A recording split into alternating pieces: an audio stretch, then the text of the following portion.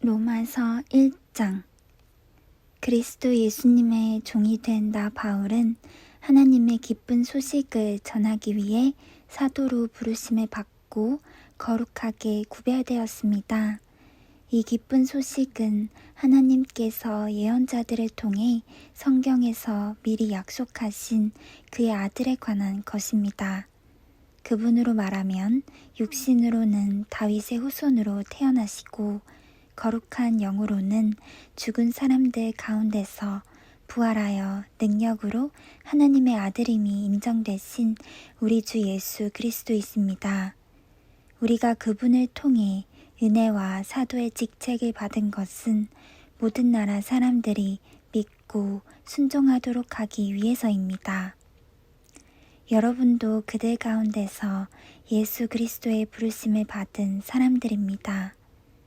하나님의 사랑을 받아 성도가 된 로마의 모든 사람에게 하나님 우리 아버지와 주 예수 그리스도의 은혜와 평안이 함께하기를 바랍니다. 나는 무엇보다도 여러분의 믿음이 온 세상에 널리 알려지고 있기 때문에 예수 그리스도를 통해 내 하나님께 감사를 드립니다. 내가 그리스도에 대한 기쁜 소식을 전하며 정성껏 하나님을 섬기는 것과 또 여러분을 기억하며 쉬지 않고 기도하는 것을 하나님께서도 잘 알고 계십니다. 나는 하나님의 뜻 안에서 여러분에게 갈 수 있는 길이 열리기를 늘 기도하고 있습니다. 이처럼 내가 여러분을 간절히 만나려고 하는 것은 영적인 축복을 나눔으로써 여러분의 믿음을 강하게 하려는 것입니다. 다시 말해서 여러분과 내가 서로서로 믿음을 통해 힘을 얻으려는 것입니다.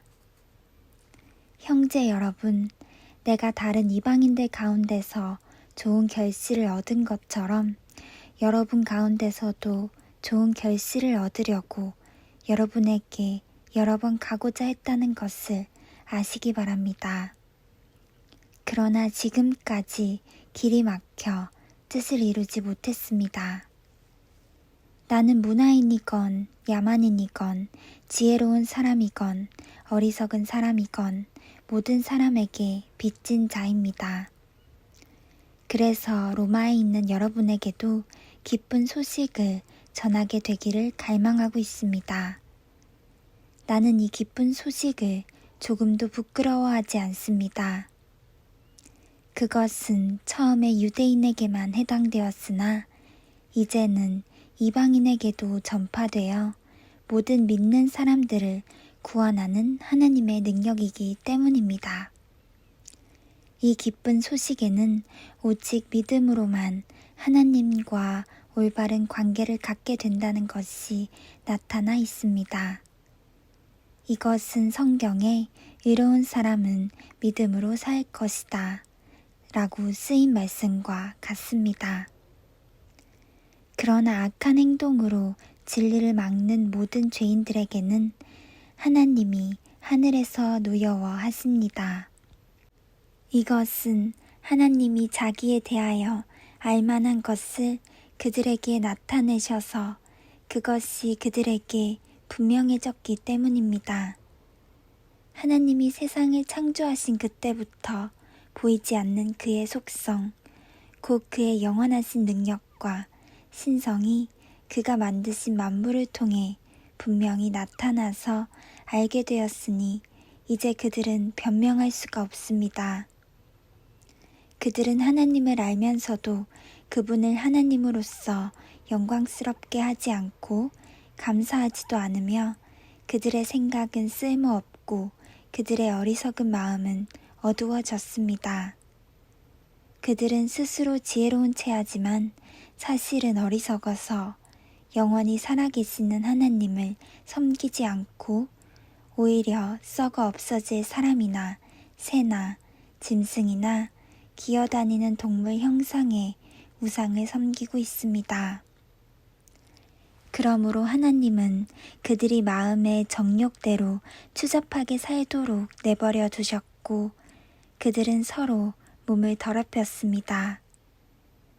그들은 하나님의 진리를 거짓된 것으로 바꾸었고 창조주 하나님보다는 그분이 만드신 것들을 더 경배하며 섬겼습니다. 그러나 길이길이 찬양을 받으실 분은 하나님이십니다. 아멘. 이것 때문에 하나님께서는 그들을 부끄러운 정욕대로 살게 버려두셨습니다. 그래서 여자들까지도 정상적인 성생활을 버리고 변태적인 짓을 즐기며 남자들도 그와 같이 여자들과의 정상적인 성생활을 버리고 자기들끼리 서로 정욕을 불태우면서 부끄러운 짓을 하여 그 잘못에 대한 마땅한 대가를 받았습니다. 사람들이 하나님을 알려고 하지 않으므로 하나님께서도 그들이 부패한 마음으로 악한 일을 하도록 내버려 두셨습니다. 그들은 온갖 부정, 추악, 욕심, 악한 생각, 시기, 살인, 다툼, 사기, 악으로 가득 차 있습니다.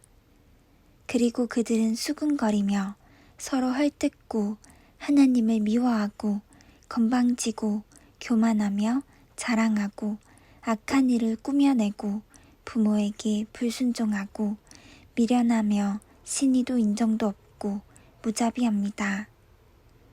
이런 식으로 사는 사람은 죽음을 당한다는 하나님의 법을 알면서도 그들은 자기들만 이런 짓을 하는 것이 아니라 이렇게 하는 사람들을 옳다고 두둔까지 하고 있습니다. 2장. 여러분은 남을 판단하고 있습니까? 그렇다면 여러분은 죄인이 아니라고 변명할 수 없습니다. 왜냐하면 여러분도 그들과 똑같은 일을 하고 있기 때문입니다. 이런 일을 하는 사람에게는 하나님의 정의의 심판이 내린다는 것을 우리는 알고 있습니다. 자기도 같은 일을 하면서 남을 판단하는 사람은 하나님의 심판을 피할 수 없을 것입니다. 하나님의 자비로 인해서 사람이 회개하게 된다는 것을 모르고 오히려 그분의 넘치는 자비와 너그러움과 참으심을 업신여긴단 말입니까? 이런 사람은 고집이 세고 회개하지 않기 때문에 하나님의 정의의 심판날에 받을 형벌을 스스로 쌓고 있는 것입니다. 하나님은 모든 사람에게 그 행위대로 갚아주실 것입니다. 참고 꾸준히 선한 일을 하며 영광과 존귀와 썩지 않을 것을 구하는 사람에게는 하나님께서 영원한 생명으로 갚아주시고 이기적이며 진리에 순종하지 않고 불의를 따르는 사람에게는 분노와 형벌로 갚으실 것입니다. 악한 일을 하는 사람은 유대인뿐만 아니라 이방인까지도 환난과 고통을 당할 것이며 선한 일을 하는 사람에게는 영광과 존귀와 평안이 있을 것입니다. 이것도 유대인이나 이방인이 마찬가지입니다. 하나님은 모든 사람을 차별하지 않고 똑같이 대하시기 때문입니다. 율법 없이 죄 짓는 사람은 율법에 관계없이 망하고 율법 아래서 죄 짓는 사람은 율법으로 심판을 받을 것입니다. 하나님 앞에서 의롭다는 인정을 받을 사람은 율법을 듣기만 하는 사람이 아니라 그 율법대로 사는 사람입니다. 율법 없는 이방인들이 본능적으로 율법이 요구하는 것을 실천하면 그들에게 율법이 없어도 그들 자신이 자기에게 율법이 됩니다. 그들의 행동은 율법이 요구하는 일이 그들의 마음에 기록되어 있다는 것을 보여주며 그들의 양심도 이것이 사실임을 증거하고 있습니다. 왜냐하면 그들의 생각이 서로 고발하며 변명하기 때문입니다. 내가 전한 기쁜 소식에서 말한 것처럼 하나님께서 예수 그리스도를 통하여 사람들의 모든 비밀을 심판하실 날이 반드시 올 것입니다. 그러나 유대인 여러분은 어떻습니까? 여러분은 율법을 의지하고 하나님을 자랑하며 율법에서 교훈을 받아 하나님의 뜻을 알고 최상의 것을 가려낼 줄 압니다.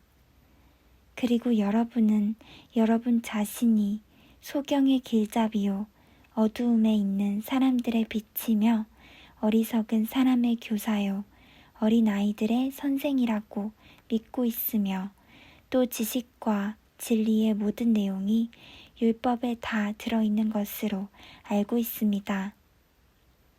그런 여러분이 남은 가르치면서도 왜 여러분 자신은 가르치지 못합니까? 도둑질하지 말라고 하는 여러분이 도둑질하고 간음하지 말라고 하는 여러분이 간음하며 우상을 지긋지긋하게 여기는 여러분이 신전의 물건을 훔치고 율법을 자랑하는 여러분이 율법을 어겨 하나님을 욕되게 하다니 말이나 됩니까?